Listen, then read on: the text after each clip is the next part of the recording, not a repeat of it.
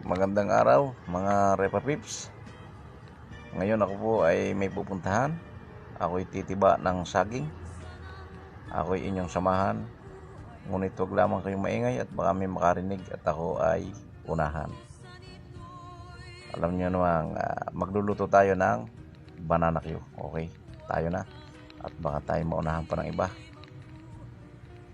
Pero huwag kayong maingay ha, at baka may makarinig na tayo ay pupunta sa sagingan upang maniba ng saging. Ayan na nga po, may umuna na. Nagmamatulin. Narinig ang aking mga sinasabi na ako ay titiba ng saging. Ayun, anong bilis ga ah. Sige, bilisan mo. Pero hahabulin kita. Ayan. Ayun, buti na lamang po at binax out siya ng berdeng kotse. Hindi ngayon siya makaabante oh. Oh, parang gustong arumbangin ang puwitan ng berde, makauna lamang sa puno ng saging. Pero huwag ka, tatimingan kita ng overtake. Eto na ako, ayan, na-overtake ka na kita. Ako ang makakauna sa saging, hindi ikaw. Alaman mo namang yun, ako ang nagtanim, ako ang nagdilig. Ang alamang baga naman ikaw ang kakain. Aba naman, ay sala yun. Ano nga pare ko, na driver ng berde. Ako iyong padaanin.